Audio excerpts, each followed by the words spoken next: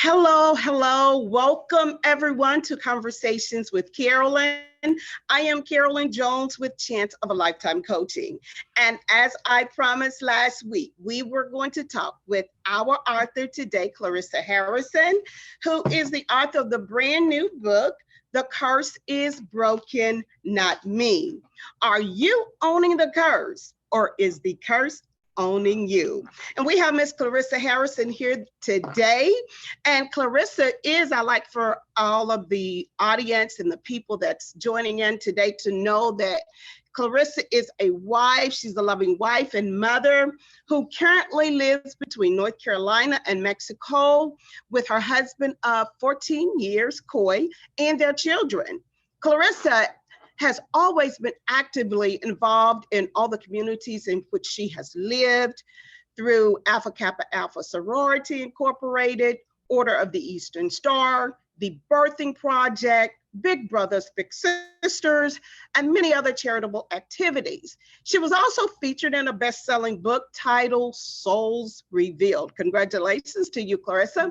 In her free time, Chlarissa loves to travel the world and spend the time at the beach. She hopes that internal and external healing will take place within homes worldwide so that people can be happy, prosperous, and at peace. Welcome, Chlarissa. How are you Thank today? you. I'm doing fine. How are you?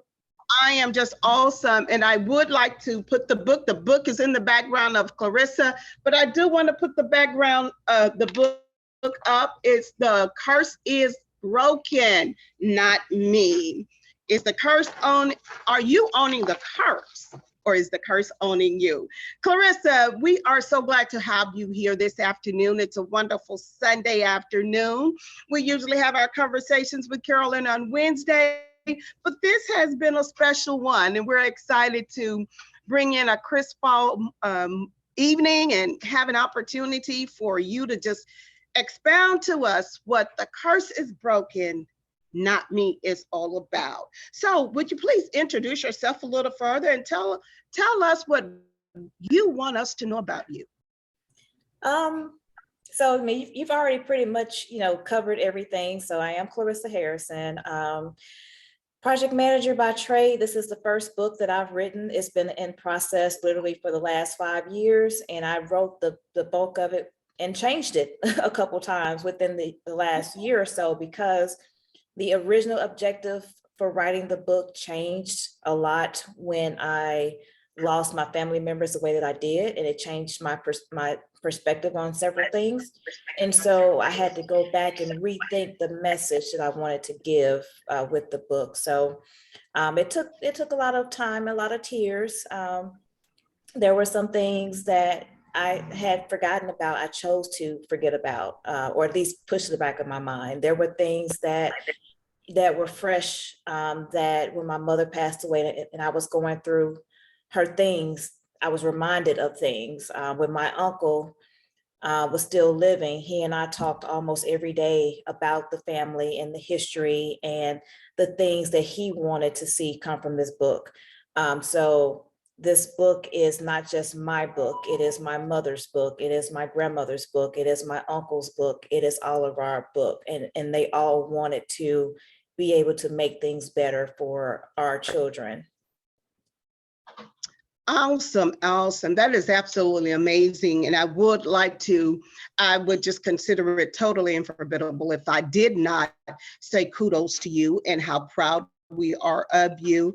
I had the awesome privilege of knowing your family. Did know you, and of course you came along later, but I had the awesome opportunity of being neighbors with your grandparents and your mom and your uncles. We grew up together, and ultimately, I think I told you the story when, upon his passing, how he was very instrumental in me during a very critical time. I got really ill. My son was very young, was not of driving age, but Robert lived up the hill from us, and he was able to, jumped in the car and drove me and my son to the hospital, stayed there till my family came, and was very and he was always that uncle to my children in the neighborhood. So I am very relative to how you feel about your uncle, and I do want to commend you again for taking their stories, for taking their purpose and their passion, and you being able to put this book together. So tell us, Chlarissa, I know that your life, you had plenty of goals, but what was it that impacted you to write this book at this particular time? Why I decided to go ahead and finish the book was really a conversation with my mom. We had been talking about this for years. As I mentioned before, or you mentioned, you know, I was in a book previously, and I used to do, and I'm going to start back again doing women's empowerment conferences. And at all those conferences, you know, my mom, I invited her to speak, and she always shared her story. And her thing was, you know, she wanted to use her life to make someone else's better. And as she was getting down to her last days, we talked about it more. And, you know, she never did get around to writing it herself. And so I promised her that that's something that I would do, that her story is not going to end with her death. Her story is going to continue long after, and she's going to impact people long after she's gone. Same thing with my uncle. On his deathbed, I told him, you know, we were originally planning to do the Hardy Brothers Foundation for just my Uncle Ron when he passed, not knowing that Uncle Robert was going to go soon after. And so on his deathbed, I promised him, I said, you know, we were planning for Uncle Ronald. It's going to be for both of you. I'm going to make sure that happens. You know that, right? He said, yep. He said, because all he was saying was at the time, because you know he was down to the last days. I said, you know, I want to keep it going. He said, I said, you know, I got you, right? He said, And so that was really my push for doing these things. I have to keep my promises to them, because they had so much more that they all wanted to do, with so many more people that they wanted to impact. With my uncle, you know, he wanted to do the angel tree, and he loved helping the children and the homeless. You know, my other uncle, he worked with the Job Corps and helping the kids and mentoring in that way. You know, my mom was always the caregiver. So I just felt like it was important for me to carry on their legacy and to share their story in a way that's going to be impactful and maybe even go worldwide. The world needs to know who Ruby, Robert, and Ronald were, but in a way that's going to be productive and it's going to help others, which is what they wanted. Absolutely, absolutely. That is, and you talked about, you just mentioned how you wanted the world to know about Ruby and Robert. Can you expound a little bit? I know you've done something else other than the book to honor your mother's memory. Would you like to expound on that at this time?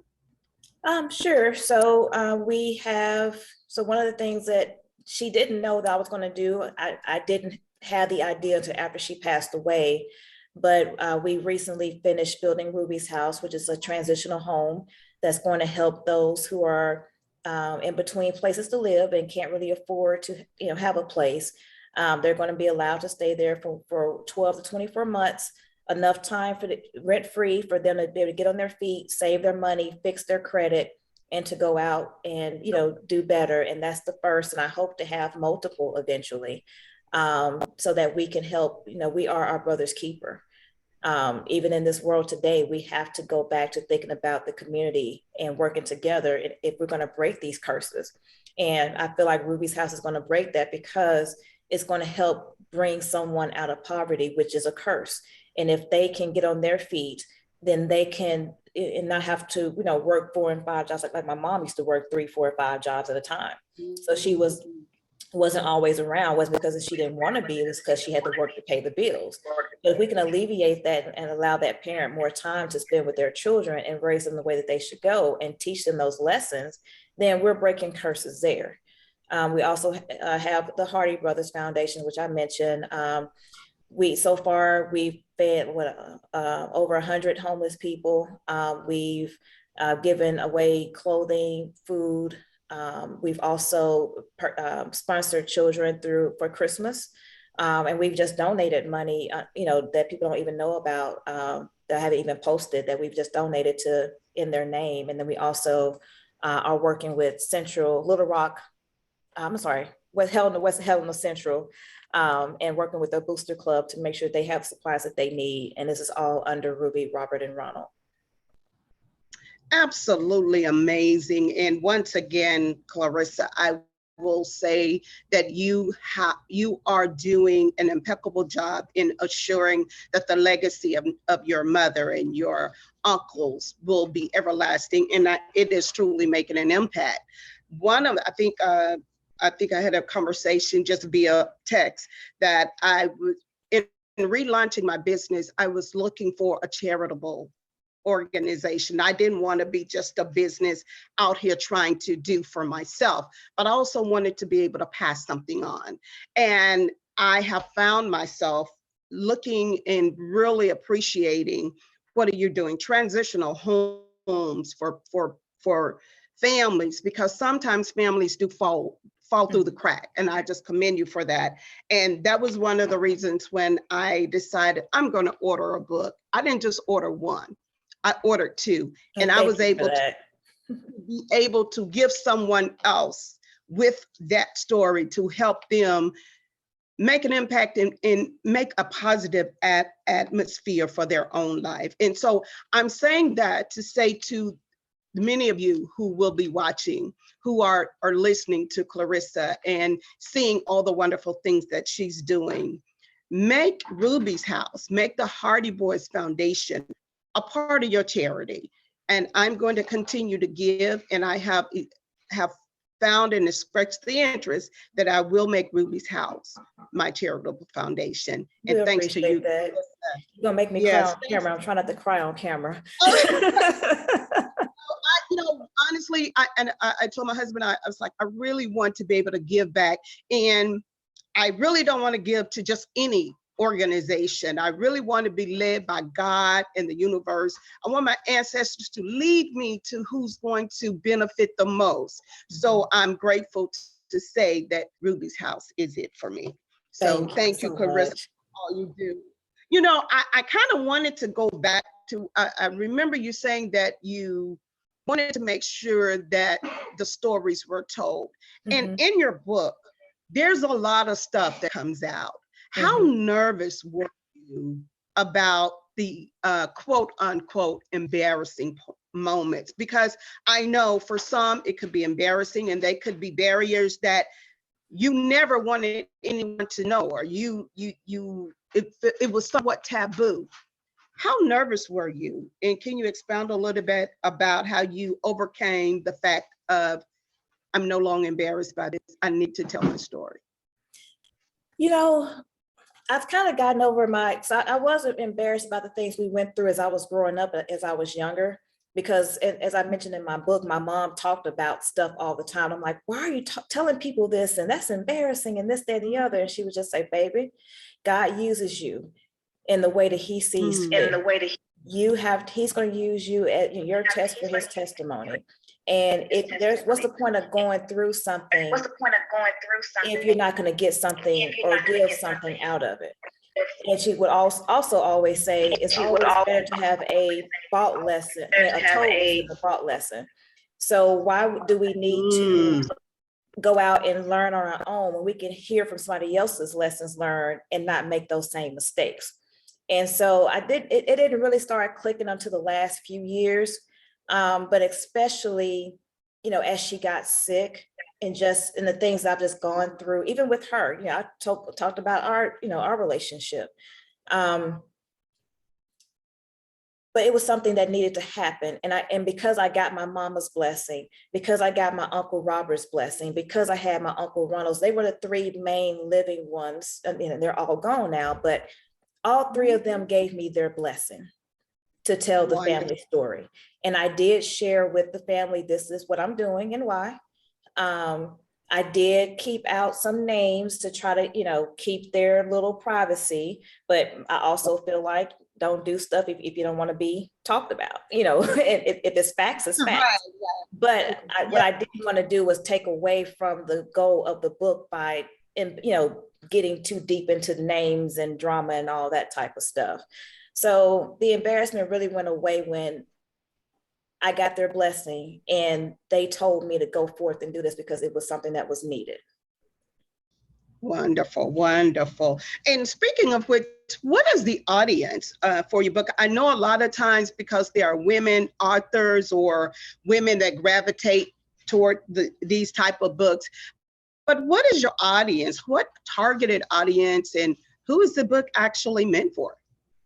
That's a good question. So, you know, in my mind initially, because everyone that I've worked with has been African American women who were, you know, in some type of situation, whether it was teen moms or just poverty or, you know, someone that's going through things. But what in writing this book though is really for everyone because everyone has a story. There is not one person on this earth that has had the perfectly charmed life. I don't care how rich you are. Even the richest families have abuse. The richest families have drug addicts. The richest families, you know, have different things, just like the poor family does. And it's not a black or white thing. I talked about slavery only because that's part of my history. And I had to trace it back as far as I could trace it for my history, but anyone can trace their history back to wherever they came from to start identifying what those curses are. So to be honest, I don't necessarily, you know, for marketing purposes, I guess the target audience would be women. However, it's for everyone because there are men that are reading this book that are calling me as well saying, hey, you know, as a man, I didn't feel comfortable talking about these things because they expect men to have this certain aura and this certain strength. They're not supposed to hurt. They're not supposed to feel when that's not the case. And when you treat men like that to say that they can't hurt and they can't feel or they just have to get over it, then they're going to, you know, internalize that and pass it on to their children and then take it out on their wives. So healing has to happen within every family, every color, every gender. I don't care if it's lesbian, you know, straight, hetero, poly, black, white, whatever. We all need to look within and find out what the issues are. Absolutely. I totally agree with you on that, Chlarissa. Absolutely. So if you could tell us a little bit about in writing the book, because what I'm hearing is that there was a lot that went into the book. There were a lot of emotions. There were a lot of factual information. Like you said, you got a lot of stuff from your mother. But was there ever any time through writing this phenomenal book, shall I say, that you got writer's block? Absolutely, absolutely. I went about 3 months without writing, and it was just conversations with my uncle after my second uncle passed, just talking about the family history and just understanding like why things happened the way they did with certain situations, like with my mom and my uncle or with my grandparents. And so he was able to help me get over that first one. And the second one was I was just downright angry. I went through some things when my second uncle passed, you know, accusations that were made, family members that were attacking me, saying these, you know, just causing issues. And I had writer's block because when I wrote it initially, the anger came out. And so I knew I wasn't yet healed from what I had just gone through because it was still too fresh. So I had to take a step back, go back and meditate and go back and reread my own book to understand how do I get past the anger that I feel with these people that turned their back on me. And once I was able to do that, then I was able to go back. I made peace, went back, and I was able to finish the book. That's a very pivotal moment because I hear your transparency. In reading the book, I was able to value your transparency. And I think that's something that a lot of us go through is that we don't get to that point to where nothing else matters but my peace. So I'm able to capture that in your book because a lot of times we find ourselves in a curse and don't even realize that it is a curse. And I will say to the audience that this book will gravitate you to that point to where you don't realize that you are broken, but you're broken because of the curse. And I really like the fact that in your book you say the curse is broken, not me, because curses can really break a person, a situation, a family. So I really like the way that you actually articulate that in your book. So was there ever a point, is there a favorite part of the book, or is there a part that you kind of almost didn't put in there, or that you least favorite, or did you just figure and just let it flow? I wouldn't say I have a favorite, I just kind of let it flow. I think if I were to say a favorite, it would be just me being able to understand and reconcile with people in my life that I was angry with. Because Mhm.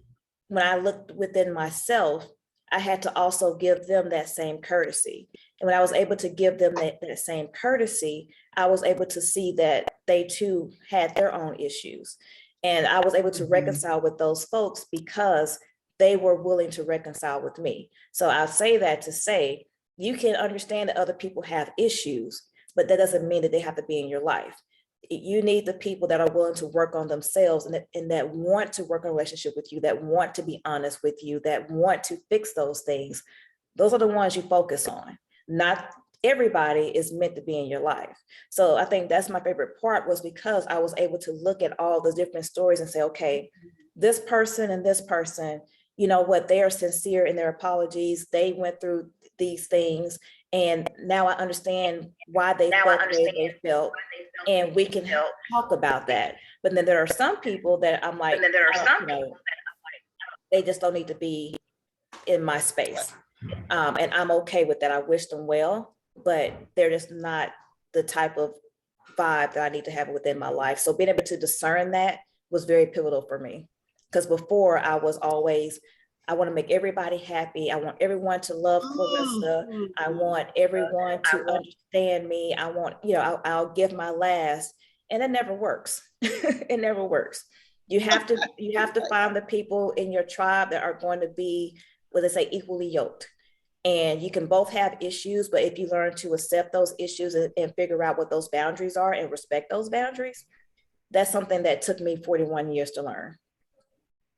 Oh my, oh my. And believe it or not, people are still 50 and 60 years later, Chlarissa, that have not learned that. And I love the fact that you have taken this opportunity to help people learn how to deal with generational curses, family curses, because a lot of things that go on in our lives are passed down through family drama, family trauma, and we long live that cliche, which is definitely needs to be broken. And you pretty much addresses that in the book, and I'm not going to give all the stuff away, but how it is that we live under this, what goes on in this house stays in this house. And I think that's something we need to get beyond in order to heal ourselves first. And I love the way that you capitalize that in the book. So we're going to go to Hollywood for a moment, okay? So Chlarissa, imagine that your book was put on the big screen in Hollywood. It's not imagine, it's going to. There you go. I like it. See, I like that. I like that. See, there you go. I like that. So as your book goes to Hollywood, who would you like to play your lead and why? And I thought about this question. I probably don't have it fully thought out yet. But as far as playing me, and I hate to say this because she's in some drama right now, but Jada Pinkett has always been one of my favorite actors, and we're kind of same stature, same type of personality, very strong but small, so I feel like her character, because she also has a soft side too, so I feel like she could play me in a movie. I'm not sure that's the best person. That's who I come up with right now. And my wonderful daughter is walking by and she gave me thumbs up as I was saying that, so I guess that works. And then my sister and I talked about the movie, because I do plan on doing a stage play for this. But if I were to get big screen for my mom, we were talking about Loretta Devine would play my mom. I think she would be awesome for that. Yes. I had a couple of ideas for my Uncle Ronald, but no one's agreed with me on any of those. So I don't, I don't know for just him yet. And then I was thinking like, maybe like Michael Ealy for Uncle Robert with the eyes. But I'm not sure if he can capture, because Uncle Robert had a 1 in a million personality. So whoever plays him has to be able to embody Robert Hardy. So not 100% convinced there from a looks perspective. I can see it, especially from back, when he was younger. I have to work with him on making sure he takes care of my uncle in that way. Sounds good. Huh? Ronald, did you mention Ronald? Yeah, my Uncle Ronald, I hadn't found anyone that I feel like I thought I did. And okay. Lance Gross came to mind as a younger Uncle Ronald.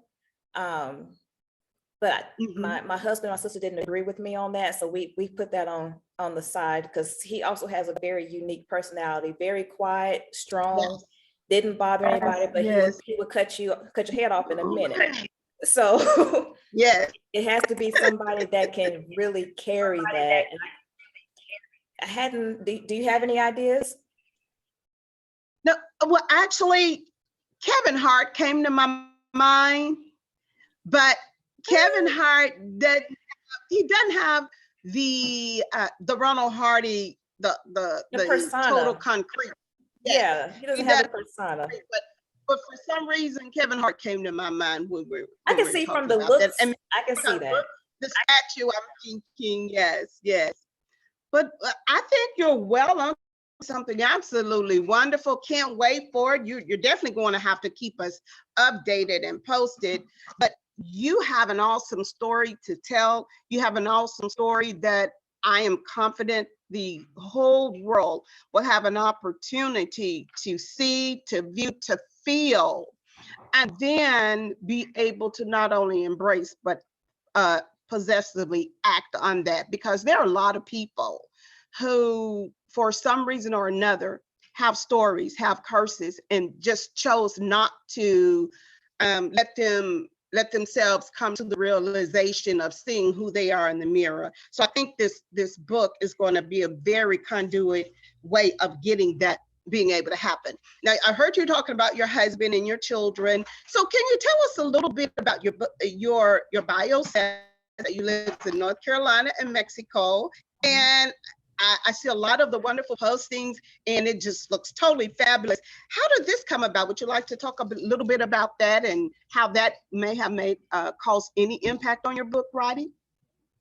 It's one of those, we've talked about this for years, but we just kept putting it off and things kept happening and I didn't want to go too far from my mom.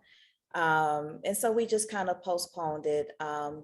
And I finally got her to agree to move here with me, but then she was too sick to move by that time. But it was just one of those things where my husband and I agreed that we wanted our children to experience another culture. We want them to be open-minded, worldly, and I use the term worldly, not in a negative way, but just I want them to be world traveled. Absolutely. So we wanted them to experience other things so that their mind is bigger than just what they're used to. And so it was very important for us to do this. And of course, I love the beach. I believe, I was born in Arkansas, but I believe, in my heart and my mind, I'm really Caribbean. I should have been born in the islands, but that didn't happen. I was born in Arkansas, but this is my way of also, I didn't get to take trips, growing up because we were poor. We didn't get to do and see different things. We just couldn't afford it. And so I just wanted different for my children. It was really, really my children. I want something different for them. That is great, because I think that's what we all, as parents, we're always looking for something better and greater for our children. So hats off to you and Coy for that, for making it happen. And we just wish you continued peace and blessings on that part. So how are you now that you've written the book, it's come out, the stories are told, how has your life been impacted since you've written it, you've published it, and now people are reading it? Well, number one, I'm free. Okay. There's nothing that no one, because everything has been factual, and I have receipts to back up my facts. So, and I have witnesses to back up my facts. So there's nothing that can be picked apart to say, Clarissa's this. No, Clarissa told the truth, and here's the papers behind it. So anything that someone thinks are holding over my head, oh, well, Clarissa went through this, it's already out there. And there are more stories. What I didn't want to do was I wanted the book to be short to the point, because not everybody are readers. So I wanted those who were not readers to get the point and go. So I did leave some stories out, and I'll discuss those, over these next, few months as I'm interviewing and, possibly write a second book about it. But I'm free to the extent of I was able to forgive not only the people that hurt me, but myself. And when you forgive yourself and you forgive those people and you learn to set boundaries, that's the most peaceful place to be. I've not had this kind of peace. It's still a work in progress. I'm still learning. I'm practicing my affirmations. I'm practicing positivity. If I see something that's a red flag or a trigger that I can't handle, I walk away from it. Whereas before, I'm my mother, my uncle's child and niece, because I would go in cussing and swinging. I don't have to do that, because it's not worth it anymore. I'm learning that, and to be able to find peace, even with my sister, our relationship has changed since me writing this book, because I was able to go back and understand, why our relationship was strained all those years. And to have her in my life in this capacity has been one of the best things. So it's definitely impacted me in that way. Like I said, it's just freeing. On top of that, it's impacted me. I get so many texts and phone calls and emails from people. And it touches me, because my book has allowed them given them the strength to speak out about things that they never spoke out about. And I feel honored that they feel comfortable coming to me with these things. I would never discuss them publicly, because this is all confidential. But I've had people calling me, multiple different people, and my husband will tell you at least 3 times a week I get an email or a phone call with someone talking about their story, or they're crying because it opened up things and wounds with them that they didn't realize they need to be healed, but now they realize it, and they need to go to therapy and and work through those things. And they are now seeing how their relationships with certain family members are strained because they haven't addressed things within themselves. So as I told my mentor in this is, if nobody else read the book today, after today, I've already accomplished my family's goal, because lives have already been changed, and people are going to therapy, and they're talking through it, and they're making changes in their lives. They're going to school now because of my book, something that they felt like that they didn't deserve to do. But my book gave them the courage to go back to school in their 40s.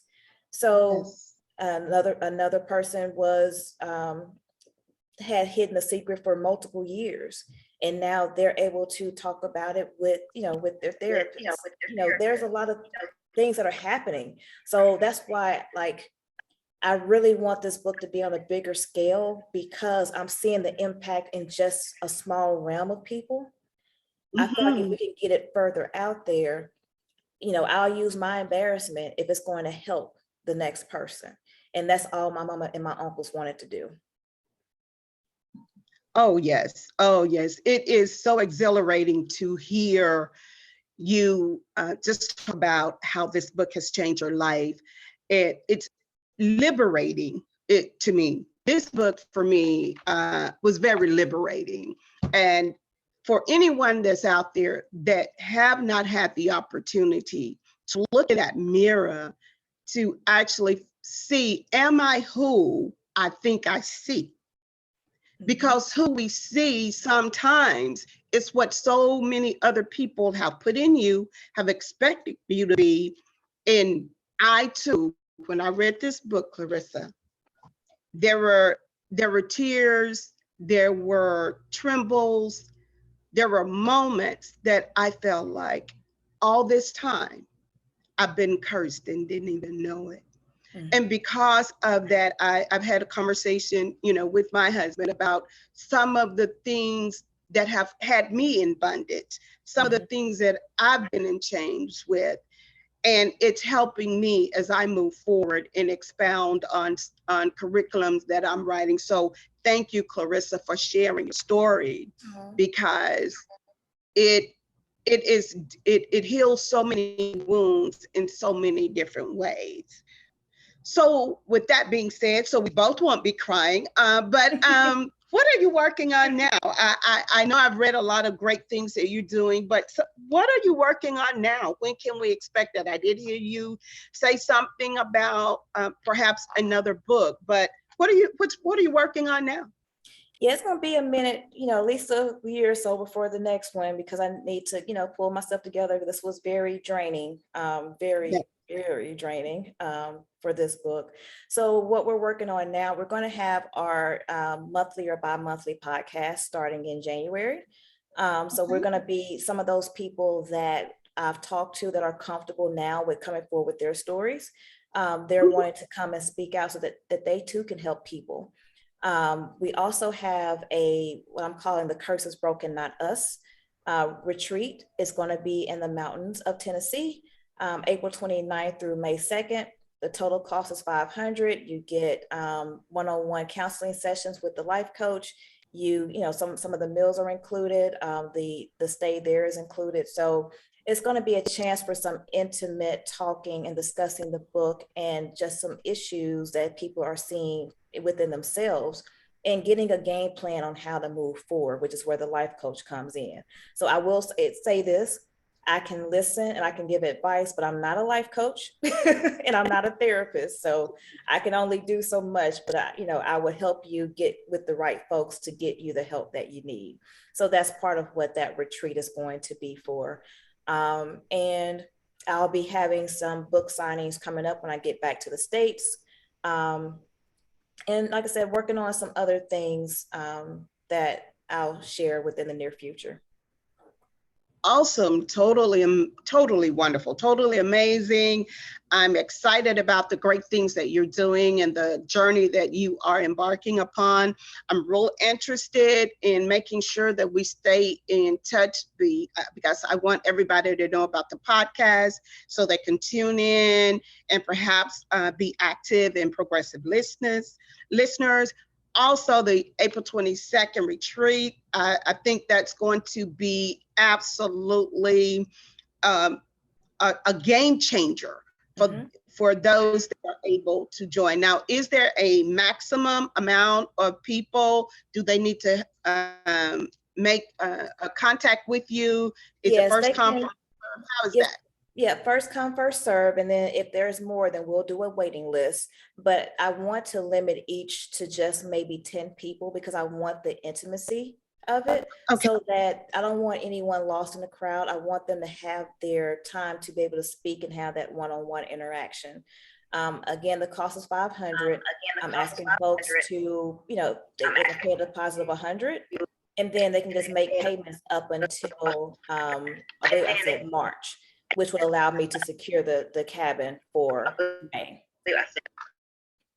Okay. Or I'm sorry, April 29th through May 2nd. Okay. And okay, and is there to go to your website, what type of platform would you like for them to contact you or register?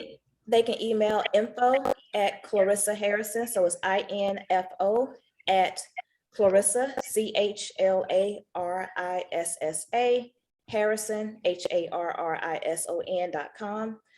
They can also reach me on Facebook at Chlarissa Harrison Author. And they can also reach out on the website, which is www.ClarissaHarrison.com. Awesome. Thank you so much, Chlarissa.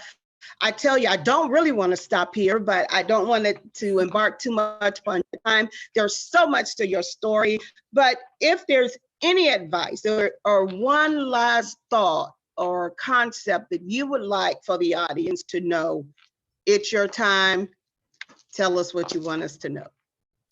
I would tell them, so this would be 5 words: free yourself and let it go. Awesome. Free yourself and let it go. Chlarissa Harrison, thank you for joining Conversations with Carolyn. It has been such a remarkable time for us to be able to move forward with confidence, as we often say. And one of my favorite quotes that I always quote by Maya Angelou is, if you're always trying to be normal, you'll never know how amazing you can be. Absolutely. Chlarissa, you are amazing. Thank and we'll you. continue our journey For you. together.